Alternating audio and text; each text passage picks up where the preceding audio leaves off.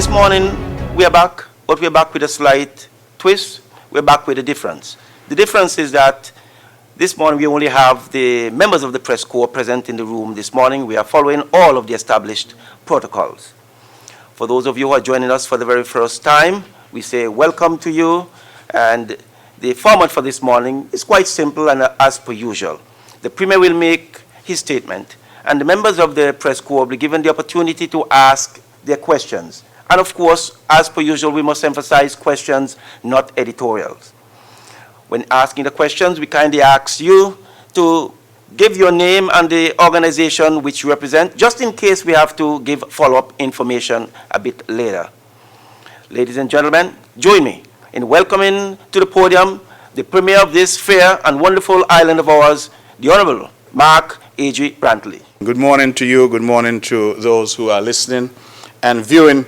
It is a pleasure to be back after some time. I thank Permanent Secretary Daniel, who has indicated that indeed we had taken a short hiatus, but we are back. The hiatus was due to COVID, and of course we had the intervening elections. And let me start by thanking all the people of Nevis who went out in large numbers and voted overwhelmingly for the Concerned Citizens Movement. We achieved history here by winning all 3 seats, but not only did we win all 3 seats, we did it in truly historic fashion. In Gingerland, the CCM candidate, the Honorable Eric Evelyn, would have won all of the boxes in Gingerland. That is all, I believe there were 5 boxes, if memory serves. He would have won all. In the parish of number 9, the district number 9, I'm sorry, that I am proud to represent, of 18 boxes there, I would have won, I believe, 16 out of the 18 boxes there. And in the number 11, where history was created, and the CCM wrested that seat from the NRP, which had held it for over 3 decades, the Honorable Alexis Jeffers was the winner there, creating history and winning all of the boxes in St. James and 1 of the boxes in St. Thomas's Parish as well.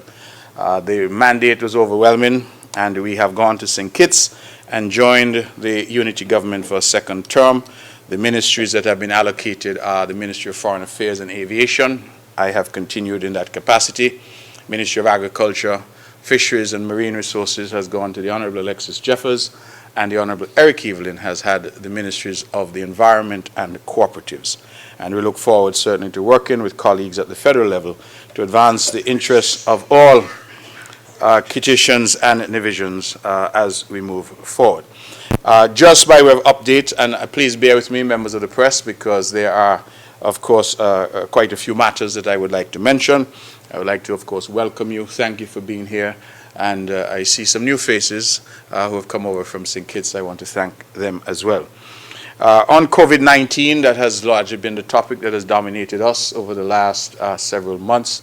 I'm pleased to report that we still have no cases, no active cases on the island of Nevis. Indeed, our last confirmed case was on the 7th of April. And so we have now gone some 2.5 months without a new case, which means that we are definitely in that small group of countries and islands that can say that they're COVID-free.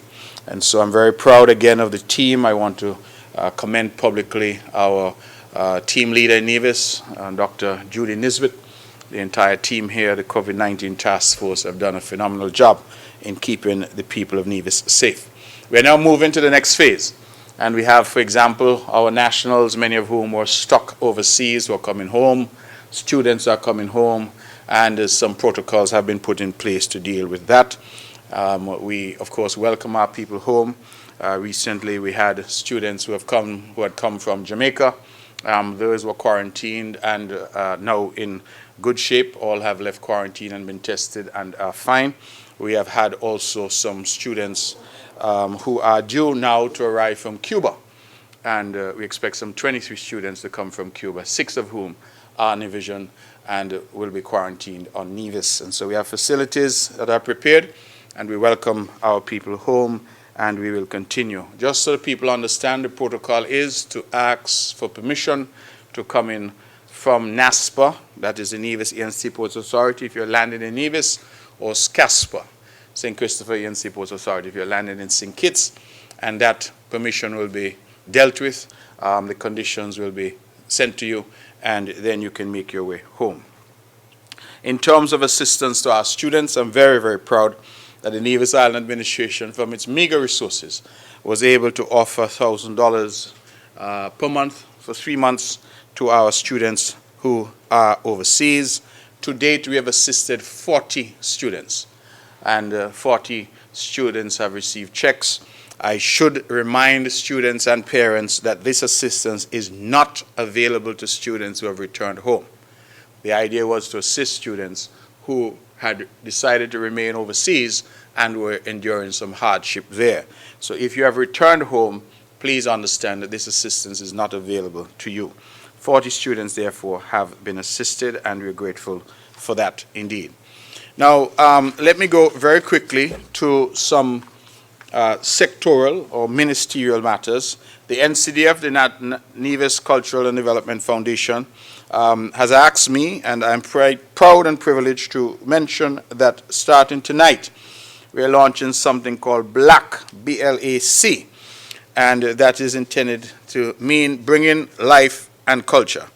And they're going to do a live virtual show starting at 7 p.m. this evening. All of Nevis, St. Kitts, and the region are asked to tune in. We're going to have regional artists and the like, and this is the NCDF's way of continuing to bring culture to us even while we are locked down.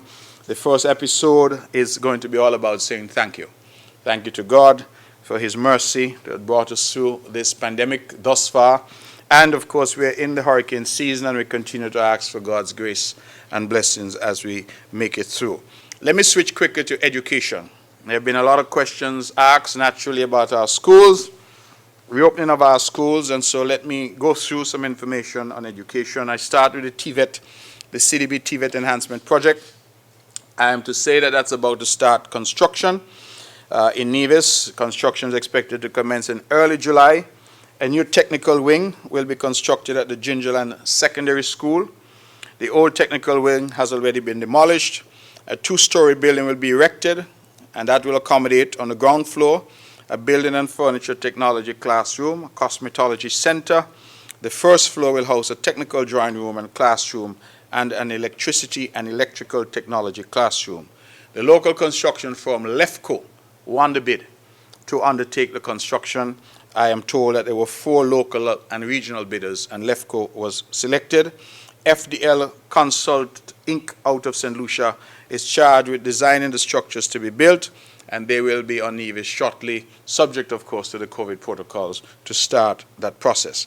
They are also in the process of designing the multipurpose wing at the Charlestown Secondary School. That will be the second project.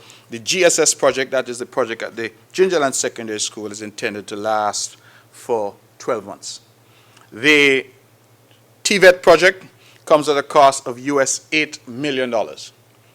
And all of the preparatory work on Nevis, for example, the demolition work, etc., will be funded and financed by the Nevis Island Administration.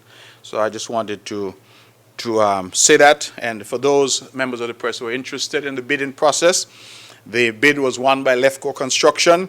The other bidders were Chiverton's Construction, local again, SL Construction out of Trinidad, and Lennox Warner Partners out of St. Kitts. And so LEFCO, we congratulate them on winning the bid, and we look forward to that project proceeding at GSS very shortly. I want to move quickly to the online education. I think all are aware that students have moved to an online platform, and this is something referred to, I'm told, the Microsoft Teams platform that is being utilized. As part of that, we would have done a survey before school closed to determine which families did not have access to a device and which families, which homes did not have access to the internet. And as a consequence of that survey, some 600 tablets have been made available for loan. I want to emphasize that, for loan to families without a device. And in addition to that, we are providing connectivity by way of the government funding the internet connection to those homes that did not have internet.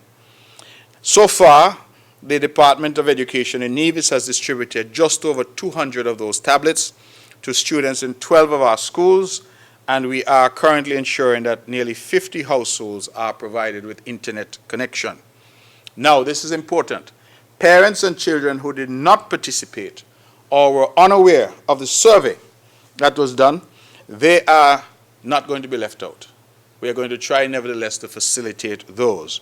And we continue to ask parents whose children need devices or who do not have internet at their homes to share this information with their schools and with the Department of Education. The device is on loan. I emphasize that. And you ask, naturally, why are the devices on loan? Why are they not a gift to the families? And the answer is that in alignment with our 2017 to 2021 education sector plan, the devices will be used in the schools when children return to their physical spaces to allow continued integration of ICTs in education. And that is why we are doing it by way of loan, because it continues to belong to the government through the Ministry and Department of Education, and the children will be asked to use those as they come back to school. We have been training our teachers in this new platform. There's been a two-part training. The first was training on Microsoft Teams. Teachers were exposed to rigorous training on this Microsoft platform. And the second was training on how to plan and execute lessons online.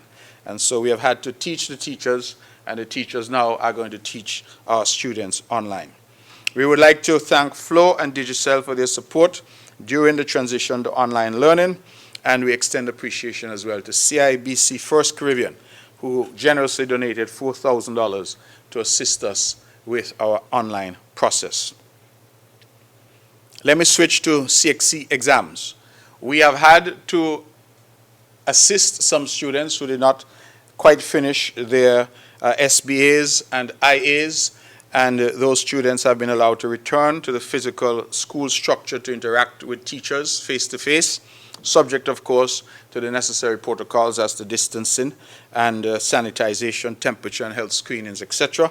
That has been done to assist those students. The Caribbean Examination Council has selected July 13th, 2020 as a start date for CXC exams.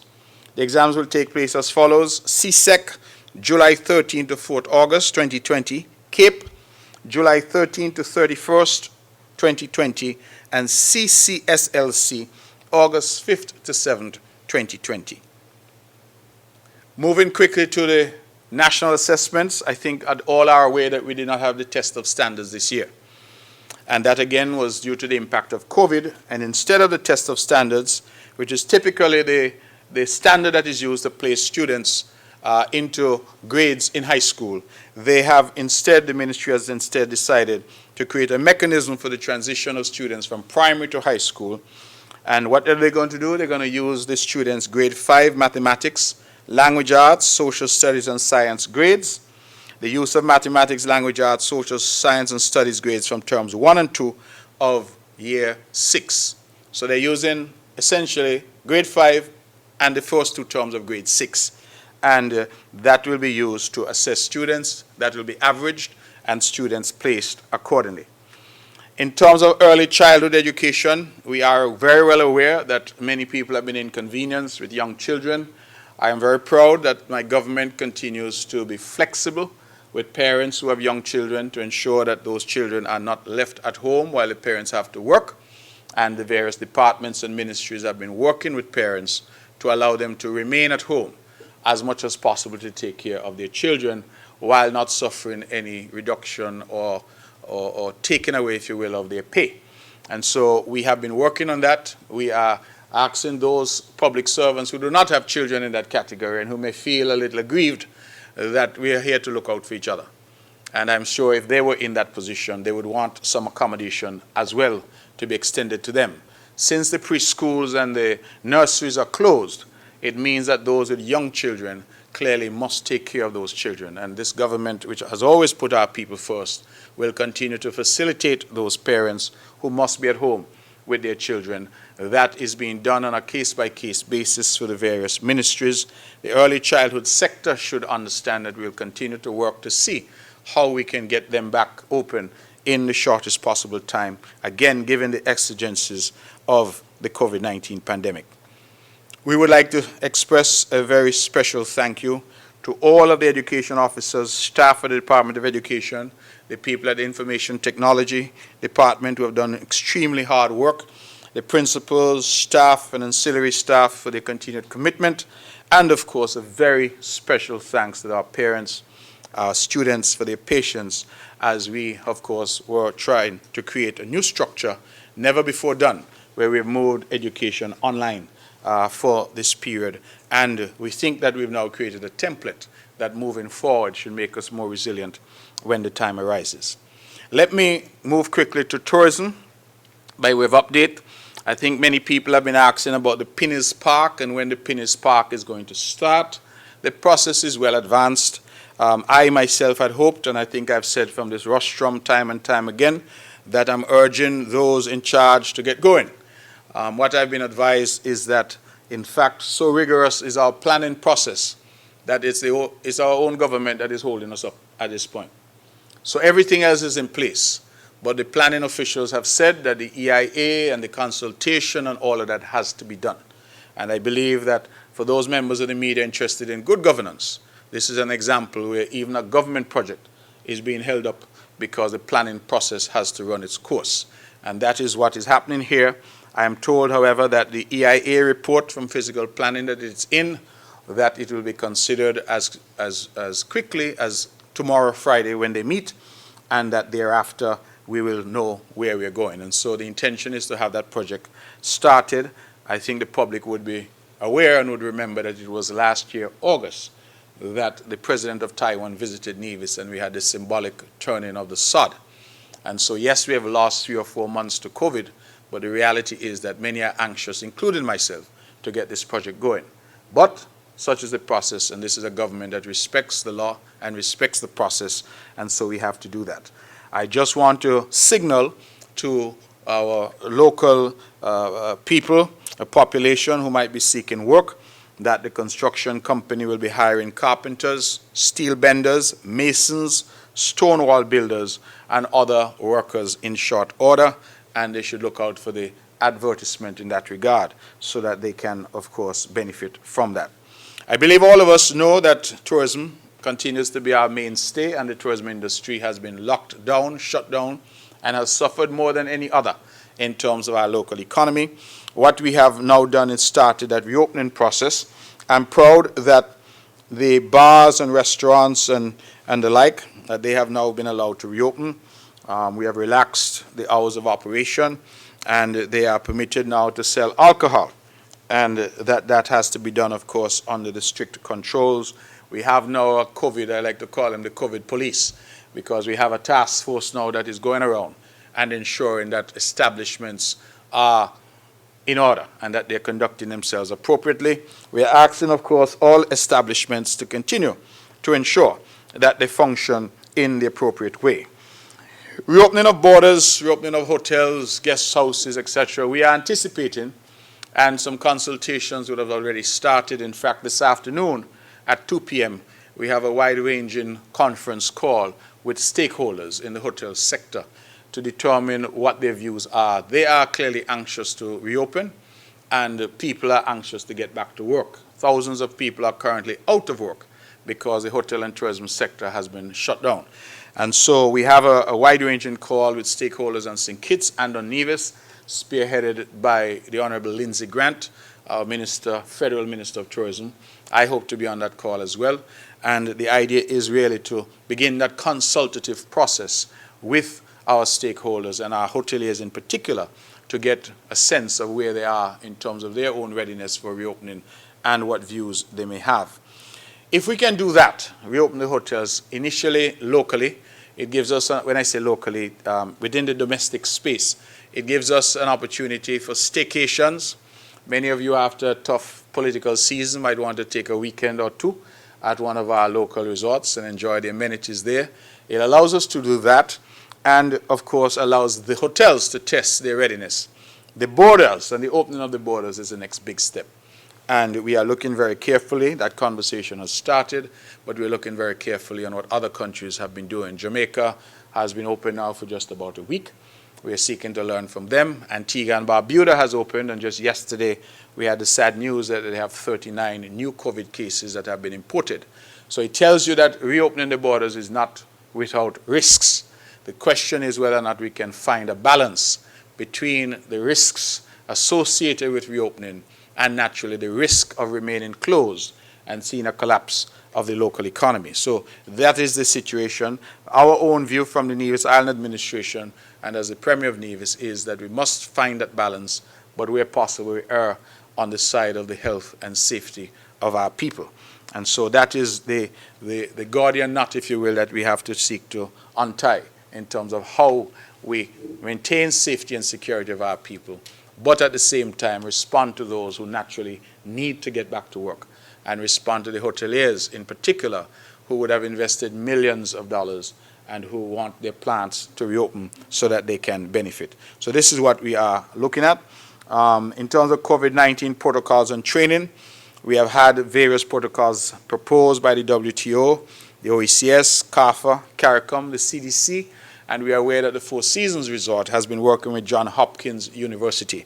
And we are looking at all of those protocols and hope to have widespread training shortly. We are hoping that we could have it at the federal level, meaning that the same standards apply across the country, and that we hope to have a travel-approved seal for those establishments that are compliant so as to give greater comfort to those who are visiting. In the interim, of course, testing will have to be a critical part of what we're seeking to do. And both St. Kitts and Nevis are seeking to get testing capability. St. Kitts is a little ahead of Nevis in that regard. They, of course, have a private lab in St. Kitts that has been doing most of our testing. And I believe the government, the federal government, is ahead in terms of getting the necessary equipment to do testing at the GNF. But we are also seeking in Nevis to ensure that we have testing available on the island of Nevis. And I hope to be in a position to make an announcement on that very shortly. That leads me to segue into health. We have been talking about COVID and our health responders, our first responders. They have really done a phenomenal job. I want to congratulate them again. The Ministry of Health, in fact, in promoting the hand hygiene, we know washing hands continues to be one of the requirements in the fight against COVID. We were told that from very early. Wash hands with soap and water and wash them often. Well, to promote that, the ministry actually purchased and installed 4 hand wash stations around Charlestown, making them readily available for persons to use while doing business in Charlestown. We take the opportunity to remind persons that, as we say, good health is in your hands. The ministry also undertook the unprecedented gesture of distributing face masks and hand sanitizers to every household in Nevis. We have covered every household in St. Paul's, St. Thomas's, St. James, and St. John's. St. George's was not fully covered, but we will be covering them fully because we were able to secure an additional 3,000 masks. And so we will be covering all of the households on the island of Nevis. Nowhere else in the region is this being done. And I feel particularly proud of that initiative, that every household in Nevis is being provided with hand sanitizer, and every person in Nevis above the age of 12 is being provided with a face mask, which is reusable and which is good quality and which comes with filters that can be changed. And so we are very, very proud of that. We didn't stop there. We have also provided a quantity of face masks and hand sanitizer to each of the churches on the island of Nevis. As they were about to reopen, the government took that initiative to provide them with that, to assist them in ensuring that they and their flock remain safe. And that too has been well received, and I would want to thank our churches for their participation. Let me just continue to thank all of those who continue to contribute. The Concerned Citizens Movement, the party that I'm privileged to lead, launched a program 2 months ago to provide groceries to families that were in need, families that were vulnerable. And I'm very proud that in the first go-around we were able to supply groceries, $150 worth of groceries, to each of those families, and we were able to assist 162 families in the first go-around. The second go-around, we were able, through the contribution of many, to assist well over 300 families in the second go-around. And we are now coming up in the month of July on the third go-around in relation to that. For those of you who are able to do the math for me, I said over 300. If you divide $45,000 by 150, you get the indication of how many people were able to assist. P.S., I don't know if you have your calculator, you can help me, but my math is a little deficient, but I believe that would work out to over 300 persons. I hope that I'm accurate in that regard. And we were able to move. Now, you would recall that the ministers, the cabinet members had announced that they were personally contributing $13,500 each month to this initiative. And our hope and aim is that no family in Nevis should go hungry during this difficult time. And initially, it took off. As I said, we were able to assist 162 families. And the second go-around was even better, that people really contributed. So $13,500 ballooned to $45,000 for month 2 from the contributions of many, and we're able to make those vouchers available. And I want to emphasize that the way that we have done it is to make a voucher available so that people can buy what they want, rather than seeking for us to give people what we think they want. The only conditions are you can't buy any alcohol, you can't buy any cigarettes, and it is necessary for you to use the voucher for food. Those are the only stipulations. But other than that, I'm quite proud. And the third tranche of that, as I say, will come in July. We don't know yet how much money we will have. We start with $13,500. We continue to encourage people who are minded to contribute to that very worthy cause. In relation to that, and giving thanks as well, I have only this week received 1,000 N95 masks. Those are the top quality masks. And I want to thank Mr. Adhar Srivastara. I hope I have the name right. Adhar Srivastara. This was facilitated by a local person, Tamika Lawrence, and I want to thank her as well. She reached out and was able to advise that these 1,000 masks would be coming. They have arrived this week, and that again enhances our ability to respond. Our nurses, our nurses, our nurses. I want to apologize to you that you have not yet received your adjusted salaries. We made a commitment that we would regularize pay scales for our nurses. The media may be aware that there has been some difficulty with the different qualifications now that are required for nursing that have been introduced. Some nurses have been there and are qualified by virtue of their long years of service.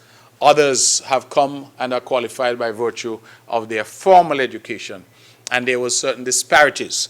We had disparities as well associated with, of course, the fact that in Nevis we had such a shortage of nurses that we had to bring back some retired nurses. And the question was, how did you compensate them? The cabinet in Nevis has been meeting on this for some time. We had come to a decision. We then stayed our hand to allow the federal cabinet to come to a determination. They then came to a determination and proceeded to implement. And we were not yet able to implement because, of course, the nurses are our responsibility financially. So I would want today to make a commitment to our nurses that we are finalizing matters now and that they should get the benefit of the regularized scales very shortly, and that we are working on that. And when I say very shortly, I have said to the people at Finance that I would want to be able to offer that to them by next month. And so we hope that the nurses who have been on the front line throughout this ordeal, that they will take some comfort in that. Let me segue very quickly to, I think, a success story that Nevis has had. When the COVID pandemic hit, the cabinet would have met. And in that meeting, the cabinet would have decided, that is the Nevis cabinet, that food security had now to be a requirement for the island of Nevis.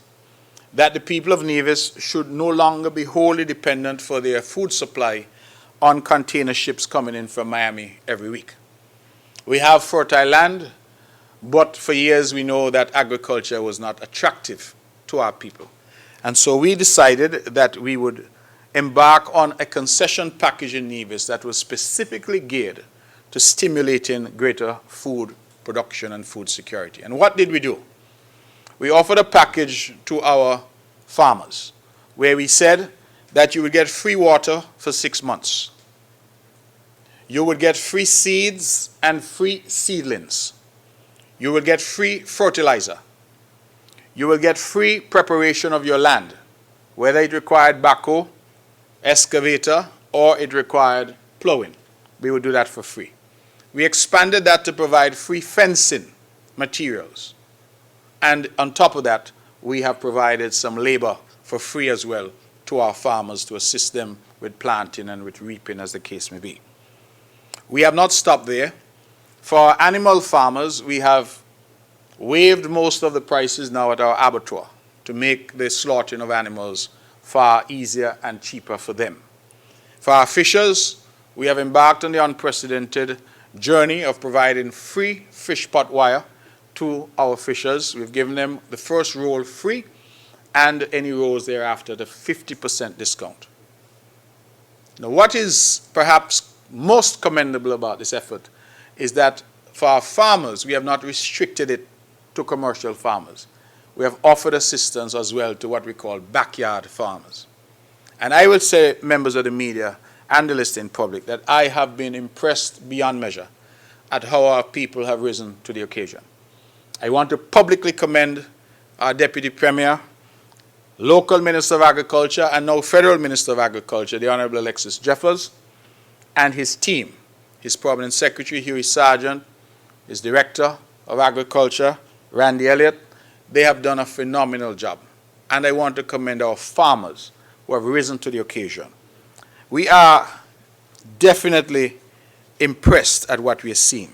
And just to give you some numbers, because at the end of the day, you have to measure it with data. We have a comparative analysis here from the second quarter of 2019 and comparing that to the second quarter of 2020. So April to June 2019 compared to April to June 2020. In 2019, we produced 17,950 pounds of tomatoes in that second quarter. This year, due to the COVID stimulus, we have produced 19,000 pounds, an increase of 5.9% in tomato production. Sweet peppers, we have moved from 6,200 pounds last year to 8,400 pounds this year, an increase of 35.48%. Watermelon, and these numbers are impressive. We have gone from 9,500 pounds in the second quarter last year to 26,200 pounds as a direct consequence of our stimulus in production this year, an increase of 175.79%. Squash, we have gone from 4,500 pounds last year to 7,940 pounds this year, an increase of 76.44%. Lettuce, we went from 7,840 heads last year to 8,640 heads this year over the same second quarter period, an increase of 10.2%. Sweet potato, and for those out there who like sweet potato, the second quarter last year we only produced 640 pounds of sweet potato. This year we've produced 4,600 pounds, an increase of 618.75% over last year. The only area that we've seen a reduction in the numbers that I have is in the production of pumpkin. Last year we had 45,900 pounds of pumpkin during that period, and this year so far we only have 21,200 for a decrease of 53.8%. But in every other category, we see a massive increase. Sweet potato in particular, 618% increase. That's a sixfold in terms of what was to now what is. And I believe that we ought to be proud. To give a perspective, the same period in 2019, we had only prepared 8.07 acres of land for planting. 8.07 acres. 2020, 27 acres has been prepared in the second quarter, an increase of 234%. And so I believe that those numbers speak for themselves in terms of the success thus far of the stimulus in agriculture and our insistence as a policy that Nevis must be prepared and must be able to feed itself. And so we're seeing greater food security. 15 farmers have benefited from the labor assistance program. It includes weed management and pesticide application. 3 greenhouse operators were assisted with repairs to the existing structure. And we have distributed seeds to over 1,000 homes 3,000 packets. Just imagine, over 1,000 homes in Nevis were beneficiaries of free seeds, and also over 150 bags of fertilizer. The department has completed 2 phases of the stimulus and commenced phase 3 on Wednesday, 24th June, for seedlings and seeds to farmers. Backyard homeowners phase 3 will be seedlings from Monday, 29th. So those dates are important. As of Wednesday, 24th, that is yesterday, we started again the phase 3 of making seeds and seedlings available to farmers. So it's an ongoing process. And backyard homeowners, they will be able to get their seeds and seedlings starting on Monday next. Sticking with agriculture for a few more minutes, we have also increased our water storage. A 20,000-gallon tank was last week installed in the New River area. For those from Nevis, you would know that New River has the highest concentration of farmers, inclusive of animals, crop, and poultry. We have over 30 farmers there. And also in New River, we are completing the establishment of a food storage facility, inclusive of a walk-in refrigeration unit. The value just over $200,000 for both projects. We also assisted 50 farmers, crop, backyard, and livestock, with our fencing wire program. In May and June 2020, we distributed 104 rolls of wire with an estimated total impact of fencing 15 acres of land. We spent just about $50,000 on that initiative. I want to, of course, commend the entire staff who have been involved in this, and to ask them to keep pushing. Food security must be a priority now. And if it's one lesson we've learned from COVID, is that we absolutely have to ensure that we can feed ourselves. Quickly to Public Works. The Craddock Road project, I just want to report that we've completed now the laying of all the pipelines for the Craddock Road project. The length of that was estimated at 1,300 feet. This was completed on February 21st. The Hamilton Filtration project, 4 containers have been received. They contain the water pot equipment and chemicals to facilitate the project.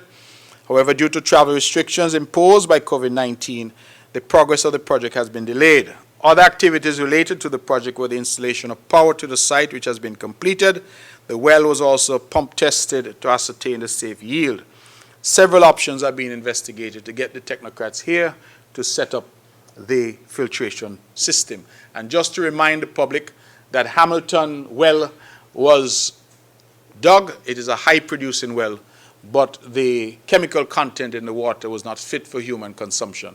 So rather than discarding that high-producing well, we have decided to treat the water with a filtration system, and have invested significantly in that system so that that water will be treated and then become potable with WHO standards to be put into the system. That will assist us tremendously in terms of water supply on the island of Nevis, and that project would have been completed were it not for the travel restrictions from COVID and the fact that the technical team are to come in to do that. In Harris Village, the first phase of that project involved the installation of approximately 4,500 feet of 4-inch HDPE pipes. The project commenced on March 9, and thus far 1,830 feet has been installed. The Jessup's fencing project, all of the fencing has been erected. The main structure for the booster station has been completed. Overall, the project is 95% complete. Remaining to be done is the modification of the gates, painting of the booster station, construction of driveway, and landscaping of the compound. Fothergill's booster fencing project, that is complete. The gates are to be installed. Landscaping is being carried out. Water tank at New River. That water tank, which was previously at Spring Hill, was handed over to Agriculture Department to add more storage in the New River farming area. I have spoken to that earlier when I spoke about agriculture. Hamilton Housing Project. The infrastructure for some lands that we bought up at the top of Hamilton, that has already commenced. And the water supply and underground electricity are already in place. These were done by Ministry of Works. To date, the Nevis Housing and Land Development Corporation has given out 12 housing offers, and a total of 5 individuals have paid their deposits thus far. We await release of additional funding. That is another community that is being created there in Hamilton. Brown Hill Rehabilitation, that work is nearing completion. We have done the stone wall at Brown Hill intersection. We've completed the asphalt paving at the Island Main Road and Brown Hill Road intersection. We've completed the paving at the intersection of Prospect Primary and Brown Hill Main Road, and the completion of retaining walls, 75% of the filling at Bridgegut. Works are to be completed by the end of July. Craddock Road project, 80% of the drainage works are done, 25% completion of excavation on thoroughfare, 75% completion of boundary walls. Works are also expected to be completed by the end of July. Other works, we are paving 1,200 feet of road at Camps Village, paving of basketball courts at Bat Village, continuation of road repair works island-wide, construction of refrigeration building at Prospect, repair works at the Charlestown Public Market, road construction at Stony Grove Village. And I would want to make public that we are coming to Bat Village for the main thoroughfare there, and we're coming also to the good people of Butlers who have been crying out for some time. And once we are at the end of July and Brown Hill and Craddock Road are finished, we'll turn our attention to those two projects for the rest of the year. Ladies and gentlemen, there's much more I can say, but the hour is growing late, and I know that members of the media would want to ask some questions, no doubt. The microphones are here. As indicated, just indicate what media house you're from and ask your questions. I will do my very best to try and answer those questions that are answerable. And so, please. Good morning. Good morning. Premier, would you prefer your favorite journalist to ask first to take the first shot, or can I go ahead? You're my favorite journalist. I don't understand. No, I thought Mr. Hanley was. How will you so quickly give up your title? Ken Richards, Win FM. Premier, a lot of people have been asking about the Charlestown Accord. They don't know if it still exists. They don't know what its status is. They don't know, with the end of the election here, whether it's been renegotiated. Yes. If you can clarify, please, that would be great. There is somebody on Facebook who has been attacking you, although not mentioning your name, but I in fact did an interview with her recently, and she explained that she has a problem with you. It's Team Unity advocate Sandra Quilly Atherton. She says you want to be Prime Minister, but you're not man enough to say you want to be, and you're causing problems within Team Unity because of that problem, according to her. The geothermal project, I want to know what it is, the status of the project. Probably COVID-19 had something to do with maybe it being on the back burner at the moment, but I suspect even before that, it wasn't moving very quickly. If you can explain. And my last question for now is the 3 MPs getting double salaries. That is an ongoing discussion. Some people feel while this is legal, in their words, it is immoral. You shouldn't be getting double salaries. If you can answer, please. Okay, let me try and take them in turn. The Charlestown Accord, as I understood the Charlestown Accord, it was designed as the platform, the foundation of bringing the Team Unity together. And we know Team Unity is made up of 3 parties, the People's Action Movement, the People's Labour Party, and the Concerned Citizens Movement. There have been issues that have bedeviled the relationship between St. Kitts and Nevis over the years. And one of the fundamental issues was the sharing of resources. And the Charlestown Accord sought to address that, sought to ensure that the talents that were available in Nevis were unleashed for public, for development, national development as well. We have made good progress, for example, in the areas of foreign affairs, the fact that Nevisians are now participating in diplomacy, a role that they had been hitherto denied.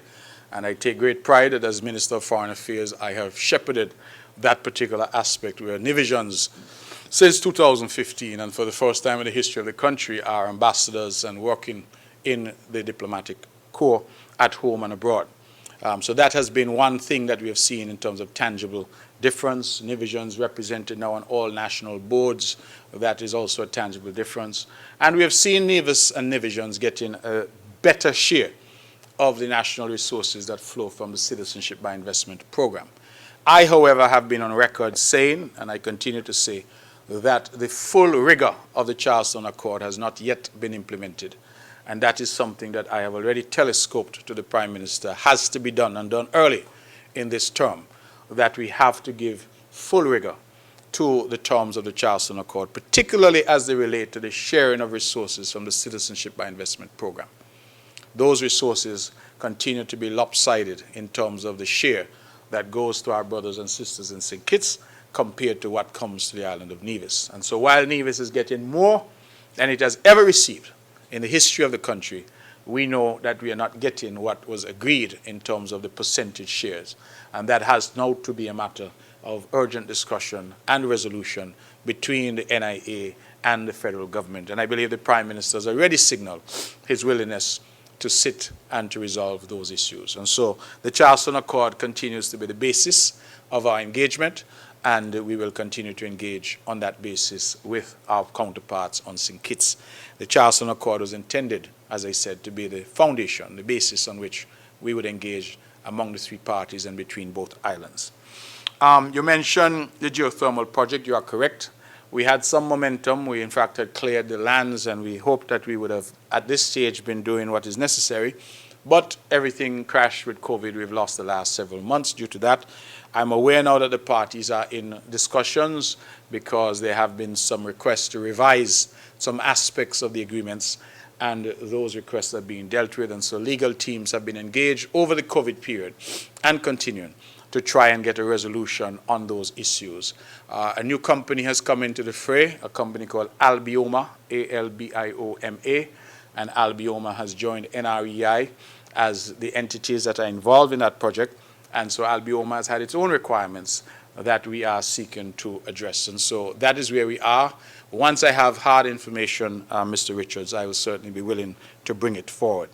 3 MPs, double salaries, ongoing discussion. You say it's immoral. I am not a pastor yet, although I aspire to be. And so morality. Well, people are suggesting it. That's a matter. People will always suggest many things. The question of morality or immorality is really not an issue for me at this point. I deal with legality and illegality, constitutionality and unconstitutionality. And as I continue to say, this argument is one of recent vintage, designed by those who had a political agenda. I would say to anybody who is still raising this particular argument that it was front and center of the electorate. It was put as the primary argument by the Nevis Reformation Party on the island of Nevis in the June 5th, 2020 election. And the results show that it was an argument that was overwhelmingly rejected. Now, only crazy people keep doing the same thing over and over, expecting a different result. And so I am not proposing to engage in any debate about double salary, because that debate has been had, and the people, the ultimate arbiter, the ultimate deciders of what is moral and what is immoral, what is good and what is bad, have voted in a free and fair election and given the Concerned Citizens Movement its full stamp of approval, all 3 seats. And I believe that that ought to put that matter to bed. And I don't believe in flogging dead horses. Leave that matter to one place. The public has spoken, and spoken eloquently. For those who continue in a vain hope that what did not take hold in the last 2 election cycles will somehow take hold in the future, I tell them, well, it's a matter for them. But I believe the people have spoken. You mentioned attacks on me. That is nothing new. And if I were to respond to every attack, I don't know where I would be. This name you mentioned, some Sandra Queely Atherton, I know not this individual. I know of her, but beyond that I can't speak to her or her motives. And so I really am not interested in engaging with individuals who, whatever their agenda may be, I have no idea. What I will say to you, Mr. Richards, is when Team Unity was fighting, when I was fighting, when I took the fight to then Dr. Douglas, who was at the height of his power in 2010 and following, when I brought the motion of no confidence, and I say I because the name on it was Mark Brantley, when I took the boundaries matter to the court and went all the way to the Privy Council in England, and we all remember the historic victory in England that I think, more than anything, had the result of Team Unity winning in February, I believe it was, of 2015, that I never heard of or saw any mortal, as we would say in colloquial terminology in Nevis, by this name. I was in the trenches. My sleeves were rolled up. I was in the mud. I was fighting in the heart and the heat of the battle. And my concern continues to be that we see some Johnny-come-lateys who have jumped onto the bandwagon now that the wagon looks in good shape and are seeking to attack those who fought the fight when the fight was hardest and when many were afraid to fight the fight. There were those of us who stood up and stood on the ramparts, armed only with the breastplate of righteousness, as I like to say, and fought what many thought was an impossible fight. And there are many in our country who like to jump on the wagon when the wagon is in calm waters. When the ship has sailed into port, they jump on, and they forget when the seas were rough, those of us who were there. And that is as much as I would say to some of these who come now and say they're attacking people. The only other matter I will raise before I move on is this facile and puerile debate about Prime Minister. And I want to make it pellucid today. And if you ask me the question, I hope you'll come back the next time and ask me the question, and we'll say it every time. There is nothing wrong with anybody aspiring to be Prime Minister. Let me make that clear. Mark Brantley has not expressed any such aspiration. There's nobody who privately or publicly could say that they had a conversation with me, because I have always made it plain, and I've asked and been asked the question several times, that my aspiration is to get the best possible deal for Nevis from this relationship, this Federation of St. Kitts and Nevis. I've said that, and I've not been shy about talking about it. What we see happening is that other people are using whatever they perceive and seeking to graft upon us whatever they perceive. I can't speak to that. That is not for me to speak to. The intentions that I have exposed are continue to be getting the people of Nevis fully integrated into this country and having their full share and the full fruits of their citizenship. That is my aspiration. But I want to be very clear, Mr. Richards, that those who feel that it is wrong for Nivision to aspire to be Prime Minister, tell them I say, not until I'll go so, that the people of Nevis are no less than anybody else. We're no less educated, we're no less capable. And if we are to achieve that state of every citizen, every boy and girl in this country, whether you're from Tabernacle or you're from Low Street, it really ought not to matter. Every boy and girl in this country must grow up knowing that he or she could aspire to be whatever he or she wants. This old notion that people of Nevis are somehow less than, second class, and therefore cannot aspire to be whatever they want to be, those days are over. And for those who linger with that nasty attitude, tell them I say that that is over. Nothing is wrong with ambition or aspiration. I couldn't be where I am today if it wasn't for ambition. None of us in this room could be where we are if we didn't have ambition to better ourselves. Timothy Harris is our Prime Minister. God bless him. May he have a long tenure in office and good health. But he could not have been Prime Minister if he was not ambitious. And if he did not have the ambition to be Prime Minister. I have never heard anybody attack Tim Harris for wanting to be Prime Minister.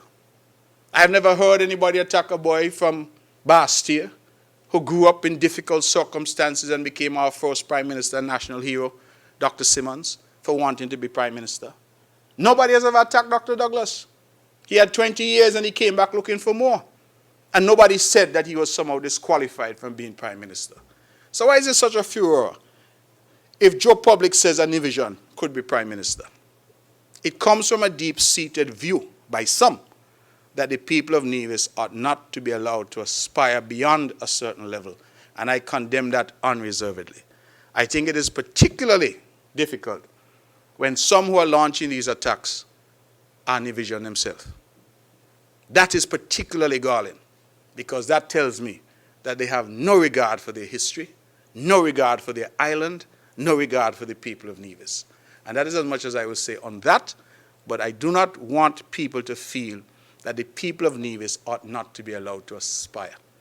And I hope that this time in our history, and this time that I am here, for whatever short time I'm allowed, that I will send that message clearly so that every boy and girl in Nevis listening to me today could have whatever aspiration they want. If they want to be Governor General, it's there for them. Prime Minister is there for them. Judge is there for them.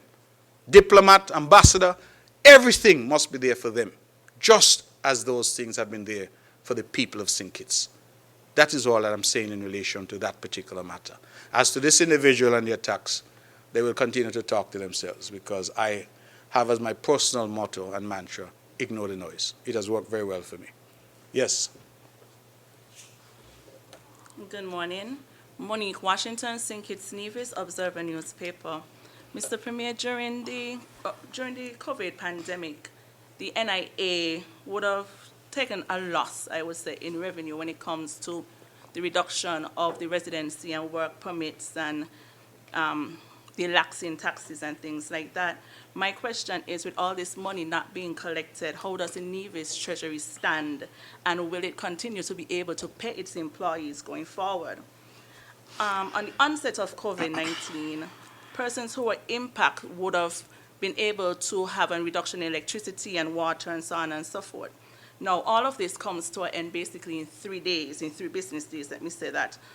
Is there any plans to further help citizens that have been impacted by COVID-19?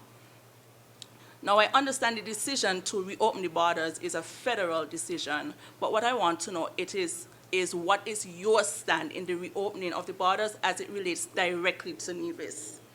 Can we have an update on B&L Enterprises?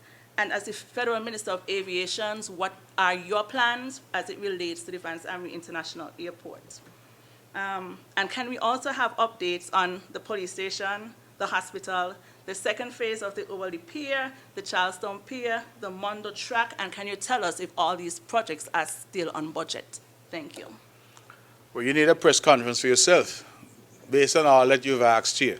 I expect that the whole newspaper next weekend is going to be about this, because this weekend, of all you've asked. Let me talk about the projects.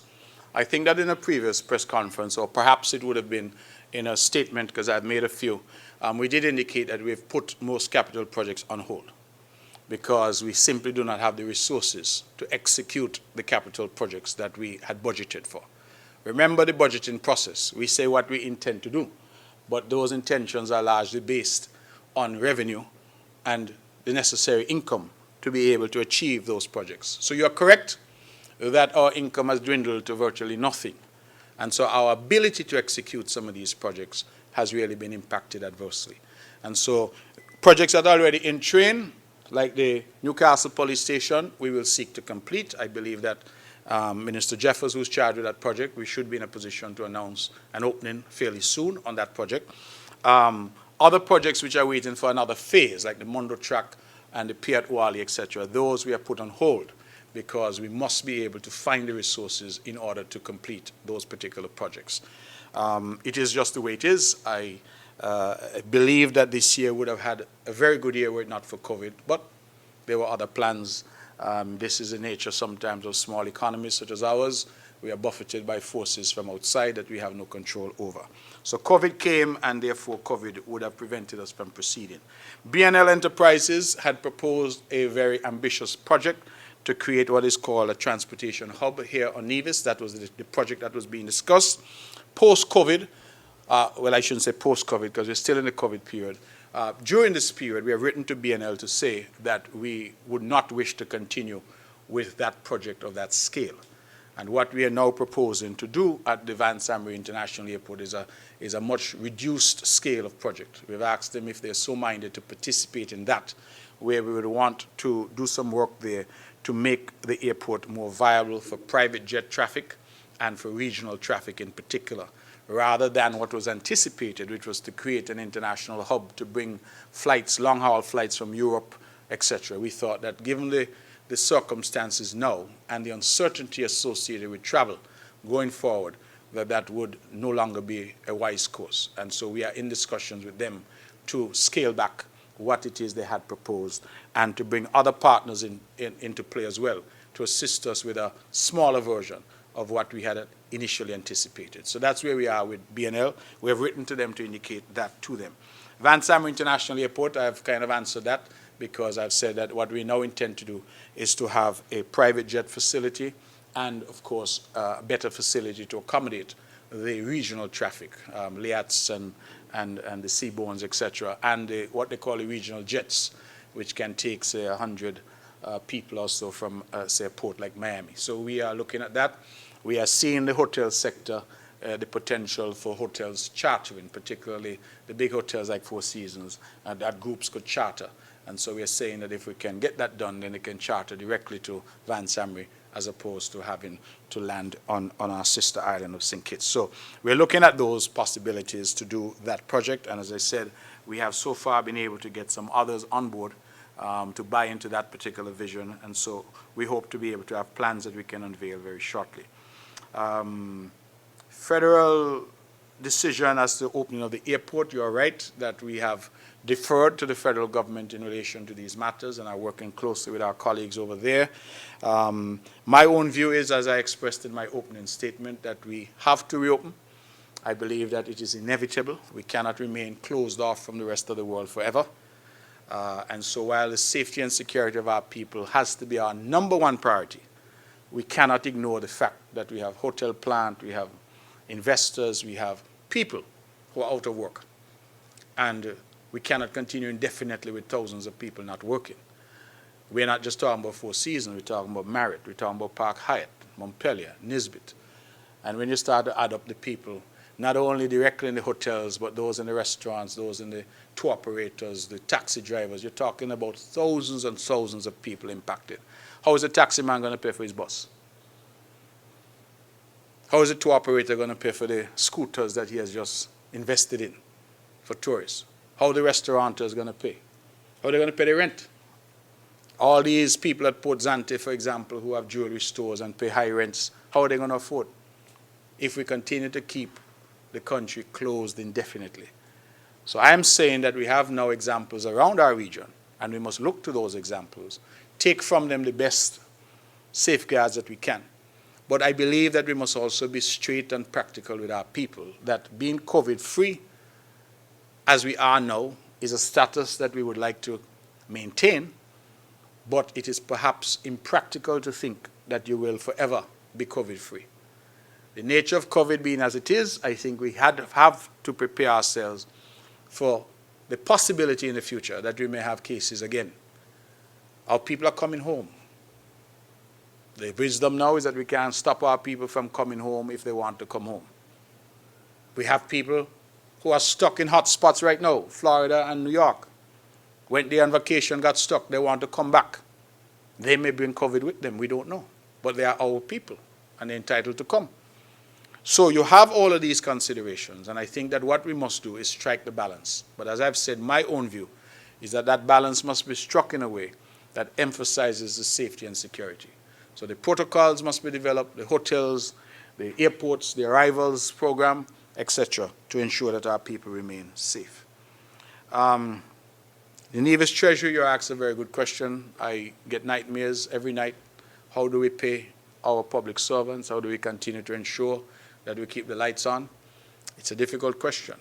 Thus far, we have been surviving principally on whatever meager resources we had saved, and of course the assistance of our bankers, who have allowed us some flexibility as we try to move forward. We are, of course, continuing to say to the federal government that the island of Nevis and the NIA should be getting its fair share of the CBI proceeds to assist as well. But that is where we are in terms of trying to hold the line. I have been very firm to my cabinet that we do not want to contemplate any layoffs or any retrenchment. We think that people are already suffering, and we don't want to add to that suffering. But we have to find a way to get the economy reopened, find a way. Because while I talk about the thousands of workers who have been displaced, remember when the hotels are closed, the government revenue is also displaced. We're not earning anything at the port because no food is coming in, no wine is coming in, no rum and liquor and brandy and all of that we are accustomed to get duties on. That's not coming in. People are apprehensive, so people are not buying cars and things like they would in the normal course, because if you don't have a job, you're not sure what's happening, you do what people do. You hold on to what you have. So all around, it tells us that we cannot continue in this state indefinitely, and we have to reopen the economy and reopen the country at some point. And that is what we're looking at this point. You asked about further help. The initial help that we announced was for 3 months. We are hopeful to have another look at that, but our agencies such as NEVLEC and others, Water Department, are also at a breaking point now because they can't continue indefinitely. And those shortfalls have to be made up somehow.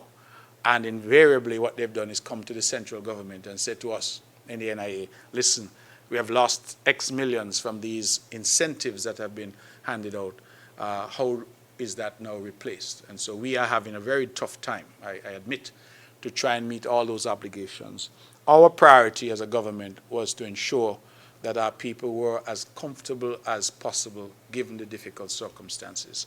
We will continue to do that, but what we are likely to do is to streamline to ensure that only the most vulnerable, I keep emphasizing that, because some people are of a view that once something is available, that everybody should get it. And I'm saying only the most vulnerable, the people who are already below the poverty line or are there or thereabouts, and who are likely to be the ones to suffer most. Those are the ones. So when we give out a device to a family, those are the ones we're trying to target. When we give them free internet, those are the ones we're trying to target. Not people who could afford. Because a lot of people who can afford and nevertheless come into government and saying we want this because we hear it's free.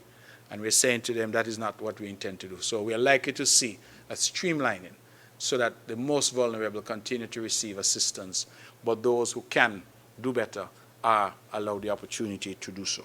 So I hope I've answered your questions as best as I could, and I invite other questions if there are any.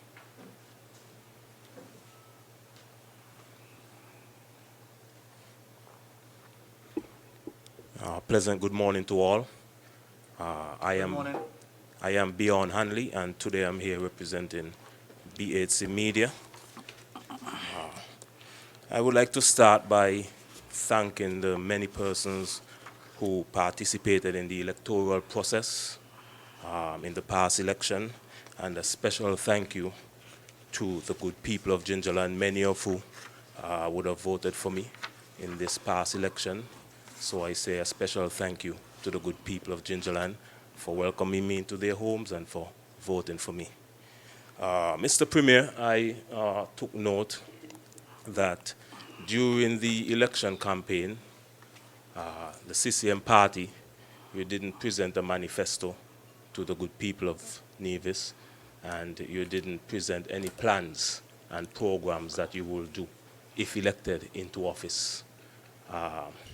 Now that you are elected into office and you have all 3 elected members of Parliament, can you give us a brief description of what you plan to do in St. Kitts for the next 5 years? And also, you mentioned earlier that the CCM party during the election, through a government program, you gave out food packages, you gave out tens of thousands of dollars worth of vouchers, food vouchers. At a time like this in COVID-19 where persons were vulnerable and it was election time, don't you think that, my question is, don't you think that's a form of bribery?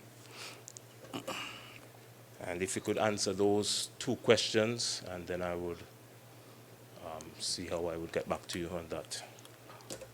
Okay, Mr. Hanley, thank you and welcome back. You did say you were here as BHC Media. I don't know that BHC Media was in an election in Gingerland, because you said you're here in that capacity and you proceeded to thank people for voting for you. But nevertheless, you've used this occasion to thank people, and I want to commend you for your courage in contesting the seat in Gingerland. I have said publicly that there are others in your team who are most vocal on many matters. But when the call went out, only you answered the call. And so I give you an A for courage. If nevertheless you got a failing grade for other things, you certainly get an A for courage. I think that you ought to be commended on that, and I say that unreservedly. You asked what are our plans. You say we didn't put out a manifesto. I will remind you that the CCM was a part of Team Unity. and Team Unity did put out a manifesto. And that manifesto would have set out what our joint plans and programs would have been for the last 5 years. That manifesto was put out, I believe, in online format and was made available. In fact, there was a launch in St. Kitts for that manifesto. And so that would set out what we had proposed nationally for the next 5 years. Insofar as my own ministry and what I intend to do, we are working very hard to expand and continue the work that we've been doing in terms of the diplomacy and the diplomatic footprint of our country.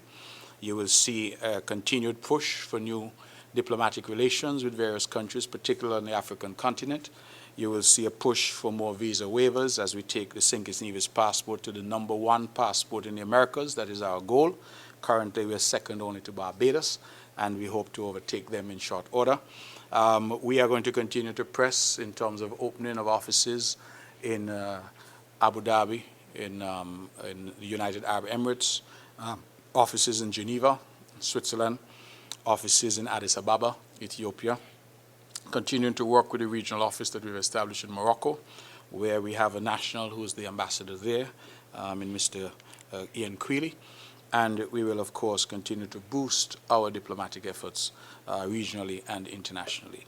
So those are the plans in relation to aviation. We continue to provide training and development for our workers. We continue to provide access to our expertise to neighboring countries. One of the things I'm very proud about is in the last term, we actually had our aviation officials being invited to places like Dominica to provide training to them.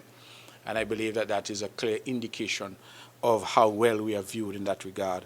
We will, of course, now have to embark on the task of getting our ranking back. You recall that the FAA has downgraded the ECCA. I want to make it very clear, as I said publicly before, that that had nothing to do with any shortcomings in St. Kitts and Nevis. But the ECCA being a regional authority, there were shortcomings identified, and so we were downgraded, and we would have to work heavily to get that back. You mentioned about bribery and grocery program. I do not take kindly to that suggestion. First of all, let me make it clear that the grocery program is not a government program. Not a penny has come out of the treasury of the Nevis Island administration. This was a program that was designed by the Concerned Citizens Movement, and we put our hands in our pockets for the first $13,500 and invited members of the public to contribute. Through those contributions, we were able to assist, as I said, I believe 162 families in the first round, somewhere 300 or more families in the second round, and we'll see how many we can assist in the third round. We pledged that for 3 months as part of the COVID-19 response. That was something that we did as a party. And I do not take kindly to the suggestion that it was bribery, because we never picked out, we never had a look at the voters list to determine who was getting. We, in fact, sent out a call, and people responded to say, I have a neighbor, I have a friend, somebody's elderly, somebody's sick, who needs assistance, and that is what we responded to. I would also remind you, Mr. Hanley, that I saw many green bags going around filled with food being delivered by the Nevis Reformation Party. I never accused them of trying to bribe anybody, because my thinking on it was, is, and will continue to be that all of us were trying to help in a difficult situation where we know that people were having a hard time. And so you were handing out food in some green bags, and we were handing out vouchers to try and assist people. If one is bribery, I suppose all is bribery. And if none is bribery, then none is bribery. I would go further to say that we offered, as government now, a slew of concessions: free water, reduced electricity, free seeds, seedlings, free fertilizer, free labor. And the list went on and on and on. Was that bribery? Or was that an effort on the part of a caring government to provide some relief to people who are suffering? That has to be our role and our focus. In difficult times, we respond to that difficulty in the best way we can.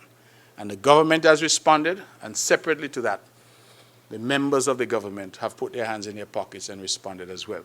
And the grocery program was designed to ensure that no family goes hungry. We pledged for 3 months, and next month, God willing, July, will be the 3rd month of that particular program.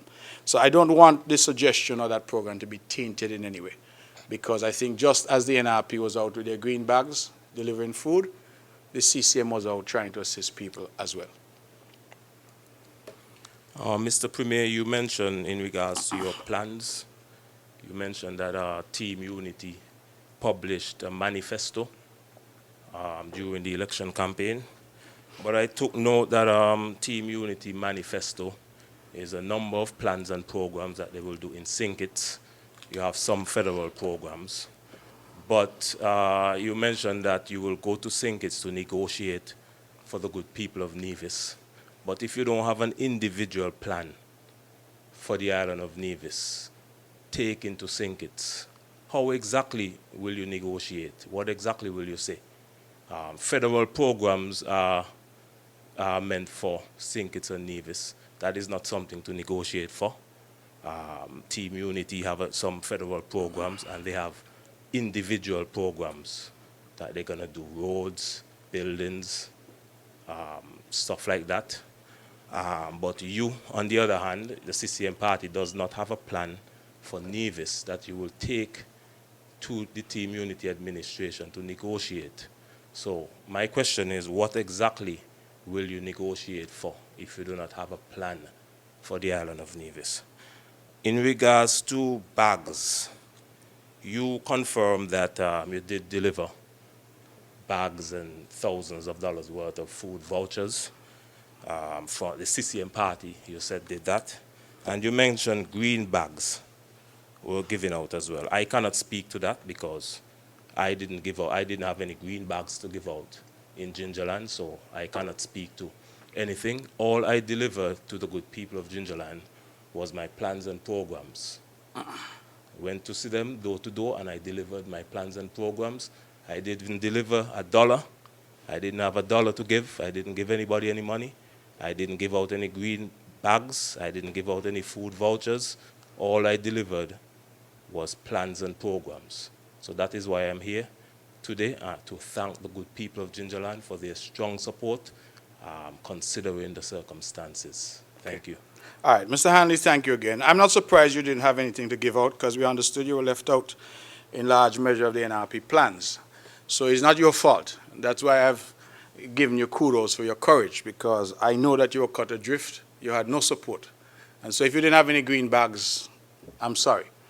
But it is clear to me that the colleagues that you associated yourself with had no interest in assisting you in any way, shape, or form in Gingerland. You said you went with your plans and your programs, and that may be the case. I don't know what they are. But again, the people of Gingerland spoke eloquently. And clearly your plans and programs were not sufficient to persuade them. And at the end of the day, the Honorable Erica Evelyn won every box in Gingerland.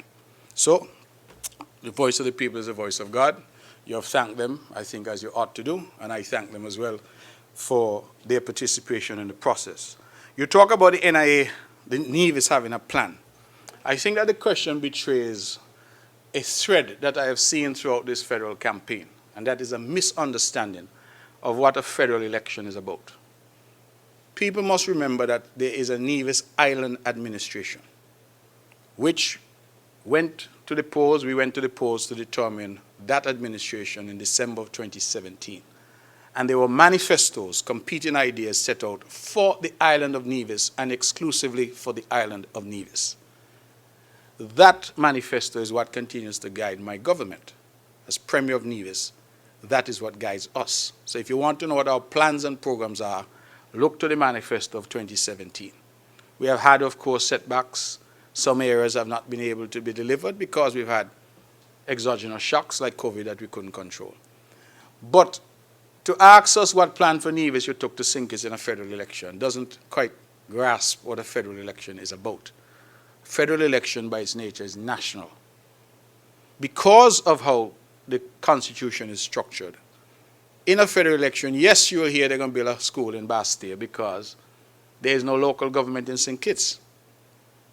And so anybody contesting an election in St. Kitts will say, this is what we plan to do on the island of St. Kitts. That is not the federal role for Nevis. The NIA in Nevis is charged with that. If a school is going to be built in Nevis, that is a role for the NIA. That we will compete with when an NIA election comes. And I hope that you'll be back, because I know your party can't find candidates, so they will have to bring back those that have already been rejected. And that is fine. Try and try again until you succeed. That is the motto. But we have to appreciate, Mr. Hanley, the difference between the two. When I speak about a federal election, I'm speaking about federal programs. And the negotiation that Nevis has to do, and the 3 representatives now for the people of Nevis, what we have to do is to ensure that those federal programs benefit the people of Nevis. If there's a roofing program, for example, it should benefit all the people of the country. Not 60 million spent in St. Kitts and 3 million spent in Nevis. If there is scholarship opportunities, then students in Nevis must have an equal chance to get the chance to go and get a tertiary education, just like their counterpart in St. Kitts. If there are citizenship by investment funds and revenue flowing into the country, the people of Nevis must get their share. That's where the negotiation becomes necessary. What we do with our share would then be to seek to implement the matters that fall to the NIA, better health care, better electricity, better roads. I heard in this election people say they're doing a housing development in Bath. How are they going to do it? They don't understand the difference between the NIA and the federal. No federal government has ever built a house in Nevis. That's a responsibility of the NIA. If I win, I heard some say I'm going to build a road. How are you going to build a road in Nevis? There's no federal minister responsible for roads in Nevis. And I frankly was surprised as I saw the campaign unfold that I heard all these plans, which properly are plans in an NIA election, being articulated in a federal election. How are you going to build a road in Nevis when after the 5th of June, Mark Brand is still premier and the NIA is still intact for another 2.5 years? Well, where you going to build the road? How are you going to build the road as a federal minister? You can say that you will negotiate to get some money and pass it to the Premier of Nevis to build the road. But how are you going to build the road? How are you going to do housing development? And I think that's why the NRP suffered such a defeat. They were confused in terms of their messaging. And the electorate out there don't ever underestimate the intellectual capacity of the people of Nevis. They heard it, they understood it, and they knew it was nonsense, and they rejected it. We have to appreciate that there's a distinction between an NIA election and the things for which the Nevis Island administration is responsible, and a federal election and what we're looking at. So when we spoke about negotiating a fair share for Nevis, foreign affairs, federal programs that will benefit all the people of the country. If Sean Richards in St. Kitts says he's going to build a school in Sandy Point, that's understandable because he has no local government over there. And so he must set out what his plans are in Sandy Point. So I just want that difference. It may be nuanced, but I think it has to be understood. So there's no confusion in your mind, Mr. Hanley, none in the NRP's mind, and that the people of Nevis would have a legitimate debate in terms of what is federal and what is local, what are federal responsibilities and what are local responsibilities. Because some of the programs that I heard being bandied about were naturally could not be executed by anybody from the NRP at the federal government level. Simply couldn't happen. So I think that we need to be more realistic and honest with our people when we go out to campaign. All right? Any other questions for me? Sure. Given the fact that COVID-19 has shown how vulnerable the tourism sector is there a dialogue going on in terms of trying to have a multi-pillared economy? If it's not going on, should it be going on? Mr. Richards, you have asked an excellent question because I believe that COVID has demonstrated that the goose that has been laying the golden egg, not only for St. Kitts Nevis, but for our region for a long time, that is tourism, is fickle. And this has brought it to its knees. Attendant on that is, of course, as I've identified, thousands of people that have been displaced. Taxi men who offer their bus, restaurateurs who have to pay rent, hotel workers, servers in restaurants, chefs, all these people have been impacted negatively. So I believe that the conversation has now to happen. I will tell you on the island of Nevis, I can speak only for Nevis at this point, that we have been having our own internal discussions. We have identified agriculture, and so the thrust that I identified earlier in food security is not by chance. It is us saying that this is one way to respond. We will shortly be outlining some new initiatives for construction so that our people would have some incentives to start construction in the foreseeable future. Those will be time-bound so that people are urged to move some of their resources from the banks or to go and talk to the banks about doing construction. We feel that the construction sector is another sector that now has to be stimulated in order to generate activity. So I've identified agriculture, I've identified construction. We have to look at our financial services sector. Nevis has in recent years, I think in the last year, licensed a new offshore bank, international bank, which appears to be doing well in terms of hiring. We have sanctioned another bank, the Bank of Nevis International, has new investors and new owners. And I am aware that we have other applications and other individuals wanting to get involved in that sector. In citizenship by investment, that is not something that is impacted negatively by COVID. That is another area that I think that we need to do more in terms of filling the gap, so to speak. So I've identified citizenship by investment, financial services, construction, agriculture as potential areas that we are looking at even now. The last sector that I would mention is the small business sector. Prior to COVID and the lockdown, we had secured $5 million EC, which we were making available to women and to youth, persons under the age of 35, women of any age, and men under 35, to seek to make up to 100,000 EC dollars available to them for what we call seed money to start small businesses. And I'm told that the uptake has been quite good. I hope in a future conference to be able to give some actual numbers. But we are not just giving away the money. The money is being loaned at a low interest rate. And the idea is that we want to create a revolving fund, but something that provides some seed money for those two groups which our research suggested were underserved and were having tremendous difficulty accessing funding from the traditional banking sector. And so we see the small business sector as another area for growth. In this COVID-19 pandemic, we saw youngsters rising to the occasion. We saw, for example, people using technology to do deliveries of groceries and the like. And we think that as this post-COVID period develops, we'll see more technology being developed, more apps being developed, and more young people putting their skill set to work to create niche industries to advance themselves and the country. So I've outlined some broad areas that we are already discussing in terms of what we can do. We are not giving up on tourism because, again, that remains the big fish, if you will, in the pond. But we recognize that that fish is wounded, and we must now do what we can to develop some additional industries around it, if you will, to allow us at least a bit of space if indeed the worst happens and we were to see a further collapse in the tourism industry. I did say the last thing, but you'd asked me and I didn't have a note, but the other thing is renewable energy, because we're going to continue to press on things like geothermal to try and create an alternative industry. And what can develop around that is, of course, manufacturing. If we can provide cheaper, cleaner energy, we hope that we would see some manufacturing developing there as a result.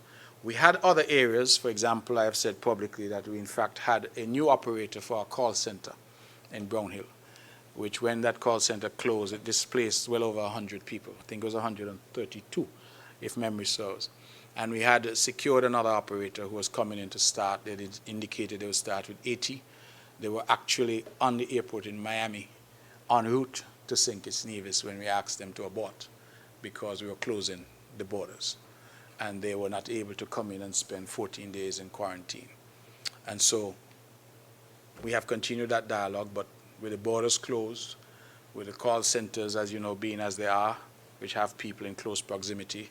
I think there was a massive outbreak in a call center in Jamaica, for example. These are areas we now have to rethink to determine what the best approach is going to be. COVID has changed everything, and we must now adapt to deal with the new reality and what is being referred to as the new normal. What about the federal discussion? So we can capture the question. Yeah. Yes, you spoke of news, but what about the federal discussion? That is crucial, I think. The federal discussion is in fact crucial, I agree with you. That discussion I have not been privy to in terms of any discussion yet. I believe that since about March we were in the throes of this COVID pandemic, and then clearly by April, May we went into the throes of an election. Now that we're emerging from an election, I think that you'll probably be hearing from the Prime Minister in relation to that and those issues in terms of what that discussion is going to look like. And so that is something that I believe we must wait and hear from the Prime Minister as the Federal Minister of Finance. And that's why I opted to share what Nevis was looking at specifically in terms of the way forward. Okay, another question?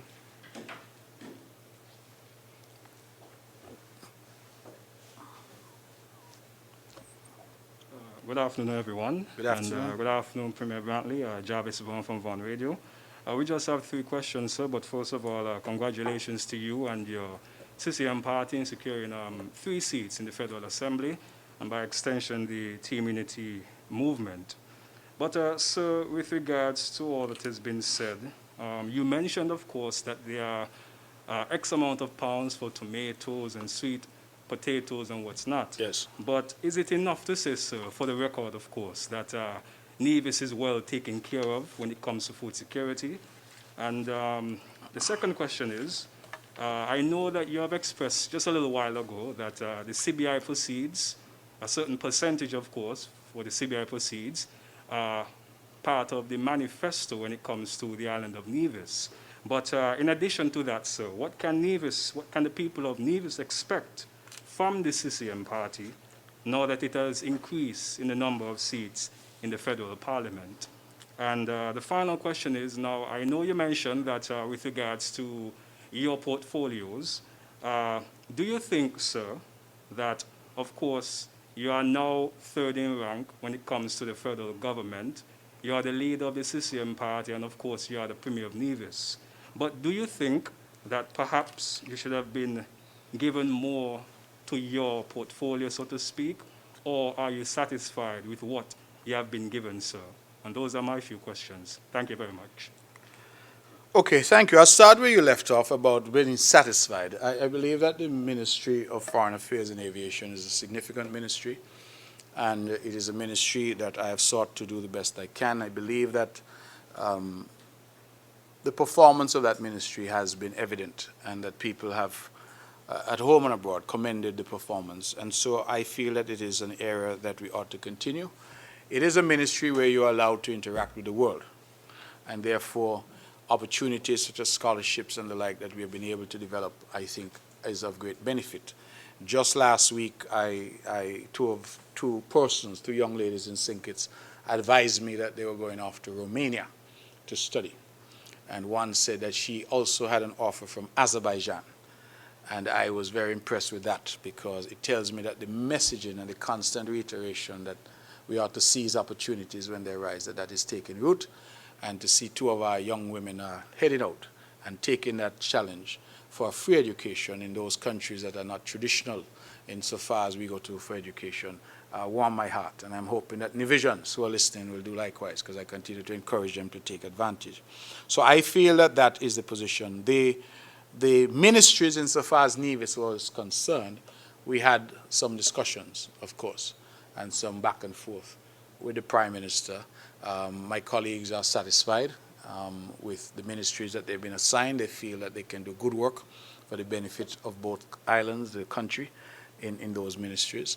And so for me, really, it was a no-brainer to continue in my role. And for the others, they're satisfied. I think Minister Jeffers, Deputy Premier, having control of agriculture in both islands, provides some synergies that he can bring. He has clearly been successful at what he's been doing on Nevis, and to now translate that to St. Kitts as well, I think is of benefit to both islands.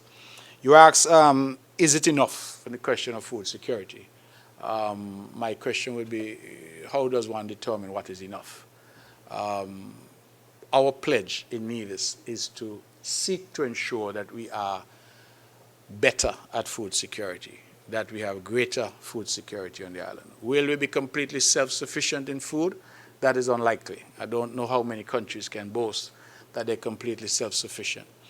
But once we can continue to produce, to feed ourselves, potentially to feed our neighbor in St. Kitts and even surrounding islands as well, and every pound of tomato that we produce means that there is less tomato being imported. We therefore are also achieving what is referred to as import substitution. It means that the island has to find less foreign currency to send to Miami to buy tomatoes. I was very heartened this week, for example, to learn, again from agriculture and the Deputy Premier, that Nevis is no longer importing beef. That from our livestock at Madden's, the government livestock farm, that we are now producing all the beef that is being consumed on Nevis locally, meaning all the minced meat, the patties, and all that is produced at our abattoir and our meat processing is being produced here. Prior to this government, we were importing beef from Puerto Rico, importing beef from Statia, and we were bringing meat in. We are no longer importing beef. What that means, therefore, is that we no longer have to find money to send overseas to buy beef. That is now being done locally. These are the things, I think, which are very tremendous strides forward for food security on the island. And every step forward that we make in that regard is a good step. So the more fish we can find, the more beef we can produce, the more pork we can produce, the more chicken we can produce, the more fruits and vegetables we can produce. I believe that it augurs well for our food security. And as we produce and we get excess, we must now look at the quality and the ability to export. And so these are things, and I feel that there's a renewed energy in agriculture because of our response to COVID and our oft-stated goal that we must never again be dependent on tropical shipping coming into our port for our people to eat. And so to move the production, for example, of sweet potato from 640 pounds to 4,600 pounds, it tells you that we are making progress. We're not there yet, but we're making progress and we're moving in the right direction. What can Nevis expect from the CCM government? I think you can expect more good government. More good governance, more of the style of governance we have brought, which is putting our people first, more effort in trying to take care of our people, more effort in trying to attract investment, both local and foreign. We have done an excellent job, in my view, in leveling the playing field for investors. I believe it is next week that we have a significant investment that is opening, what they call on the Mutty Bottom, they call it, in the area. St. James, it's in St. James, as you near the drag strip, I believe. There's a Oali funeral home that is local investors have come forward. People from St. Kitts have invested significantly there. They have other investment plans, and that is what we are saying.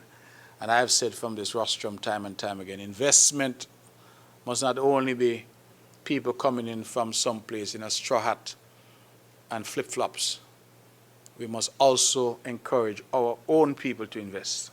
And I believe that message is resonating and that our own people are stepping up to the plate as well. And that is how we grow the economy. And so the people of Nevis have said very clearly that they prefer the concerned citizens movement. And we have earned their trust, and we will continue to work in a way to demonstrate that we are worthy of that trust. And that is what I think people can expect from us. More good governance, more effort at making the lives of our people better, more opportunities for our young people, more scholarships, more training, and an expansion of our local economy. Better health care as we continue to invest, and of course, better everything, roads, infrastructure, water. And I think the evidence is there for all who have eyes to see, and even those who pretend to be blind. The evidence is there that we are moving in the right direction despite the challenges and despite the difficulties. And that is, there's no greater test than going to the people in an electorate. People say with good reason that it is wrong for Nevis to have these frequent elections. But you know the good thing about these elections? You always have a referendum on the performance of the government in Nevis. Because every 2.5 years, it is tested. And we were tested on the 5th of June, and people gave us a bigger majority in terms of the popular vote than they did on the 18th of December 2017.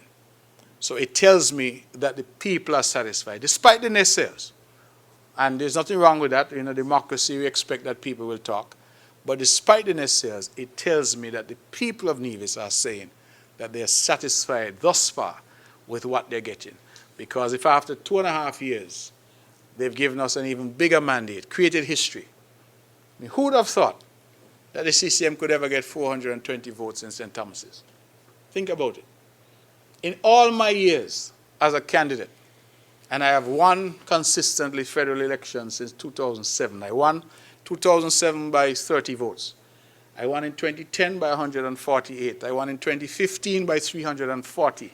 I won in 2020 by 534. I hope you get where I'm going. The margins are getting bigger and bigger. But in every time I've contested a federal election, I have never won St. Paul's until this time. We won St. Paul's by 75 votes, which is unprecedented. So it sends a message that in every constituency there was a swing in favor of the concerned citizens movement, which as the local government tells us that the people have confidence in what we are seeking to do. And that, I like to think, is a good midway point to test the popularity of the government. And I believe the people responded overwhelmingly. Mr. Hanley? Mr. Brantley, you mentioned that you don't know exactly what were my plans for Gingerland. I had a clear plan. My plans were, I had a clear plans to create jobs in the constituency. We had a plan for Old Manor to redevelop Old Manor into a skills training center and business center by purchasing it. And we had a plan for Zetlands as well, and also the public market there to turn it into a nice farmers market. We had a comprehensive agricultural plan. Was your plan articulated to the people of Gingerland, Mr. Hanley? In the time that was given, yes. And what did they say about your plan? From visiting homes in Gingerland, they were very impressed with my plans. And after visiting the homes, the homeowners went out to vote. What did they say? Well, those who I spoke to, many of them went out to vote, and it is clear that they would have voted for me. I had a plan for the library as well, which is closed, to turn it into a state-of-the-art modern library with Wi-Fi internet. And all of those would have created jobs. I had a plan for the health center, which is closed as well, to create a nice modern medical center with an ambulance pharmacy, create some jobs there as well. My plan was a jobs plan, and I took note that you said we have the Ministry of Agriculture now in both islands. So perhaps we can get my agricultural plan that I had for Gingerland to increase fishing, to turn Indian Castle into livestock farming, to turn the whole of Gingerland into fruits, plant fruit trees, increase farming there, hire persons. They would be able to take their crops to the Gingerland public market, which will be redeveloped into a nice farmer's market. We can have fresh meat there coming from Indian Castle, fresh fish. We can get that done. I took note that you didn't mention the representative, the Honorable Eric Evelyn, for constituency number 10, his portfolio, which is environment. He's now Minister of Environment. I am told that that is like a quarter. That is just a quarter of a ministry that was there. So they took a quarter of a ministry that was there and give it to our representative in Gingerland, the Minister of Environment. I think that both environment and agriculture could work together though and get my agricultural plan implemented in Gingerland so that we will be able to create jobs, jobs, jobs, and more jobs. That was my campaign, a simple campaign to create innovative jobs. So I'm asking you, please, to look at my plans and programs and see what we can do to enhance the lives of our people. Okay. Mr. Hanley, thank you very much. A beautiful sir. campaign speech, but the election was on the 5th of June. And your plans, jobs, jobs, jobs, and programs. That's why I asked if the people heard you. Because I would imagine the speech you've just made, you would have made leading up to that election. And alas, the people did not agree with you. So, too much noise, well, I don't know. You should have made your voice louder, because the people would have heard your plans, and as I said, that is the beauty of elections. It's an opportunity, it's a contest. And having heard your plans of jobs, jobs, jobs, and more jobs, I think you said you plant both vegetable and fruit trees, if I recall correctly. The people rejected you overwhelmingly. So I think you just need to accept that, go back to the drawing board. Maybe your plans were good in your mind, but not persuasive to the people. So I don't know if making the same speech here today is going to make any difference, because you had the opportunity before the election and the people would have rejected that speech and rejected the plans that you're talking about. Insofar as the ministries working together, I agree with you. I think that the ministries that are held by the Honorable Eric Evelyn, cooperatives and the environment, are ministries that work well with agriculture, work well with foreign affairs. And that is why, as I said to the question that was asked, that the ministers from Nevis were found the ministries allocated to them acceptable in the circumstances, and we feel that we will work with what we have, and ultimately our goal is to benefit the people of our country. That is why we think that the people voted for us. If there are no more questions, all right, thank you very much, members of the media. Thank you for coming. Mr. Richards, your first foray into this press conference. I trust to see you back and some more from Win FM. Thank you, Mr. Hanley. You're always here. Thank you, Monique Washington of The Observer, and of course, Von Radio, which is always here and covering. And I think in the back, resplendent in blue, is THG. So I want to thank you for being here as well. And NTV, thank you as well. Normally we have more people, but as I said, in the context of the COVID-19, we wanted to space the room as effectively as possible. Thank you all very much. We will announce the date of the next meeting for this press conference, and I'm delighted that I was able to resume after a hiatus, and we hope now to move forward. Thank you for being a part of this.